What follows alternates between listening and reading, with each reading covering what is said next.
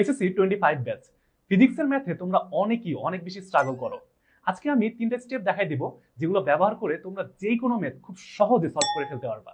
আসো দেখো, এখানে একটা ম্যাথ দেখতে পারতেছো, বাঘ হরিণ রিলেটেড ম্যাথ। এই টপিকটা কিন্তু তোমরা সবাই পরিচিত, যেখানে একটা বাঘ থাকে যার একটা ত্বরণ থাকে, আর একটা হরিণ দেখো সামনে আছে যার একটা সমবেগ আছে। এদের মাঝখানে একটা দূরত্ব 100 মিটার। আমাদের প্রশ্ন বলছে বাঘটি হরিণকে ধরতে পারবে কিনা। দেখো, এই ম্যাথে মূলত আমরা 3টা স্টেপ ফলো করব। প্রথম স্টেপ হচ্ছে প্রশ্নটা বুঝতে হবে।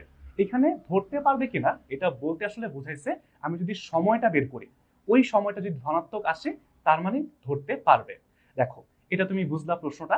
এরপরে তুমি ওই রিলেটেড কি কি সূত্র জানো এই সময় বের করার জন্য। তুমি দেখো, ত্বরণের কি সূত্র জানো দূরত্বের ক্ষেত্রে, তারপর হচ্ছে বেগ, সমবেগে যখন চলে তখন তুমি কোন সূত্র জানো। আচ্ছা, আর লাস্টলি তুমি জাস্ট দেখবা এইখানে এই ম্যাথের জন্য কোন সূত্রটা এখন লাগবে।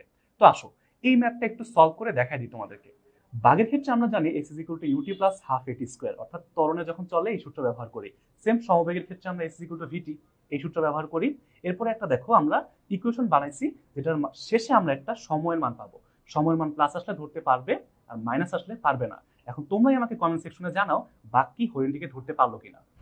তোমার প্রস্তুতি যেমনই হোক, কাঙ্ক্ষিত এ প্লাস নিশ্চিত করতে ভর্তি হয়ে যাও এসএসসি 25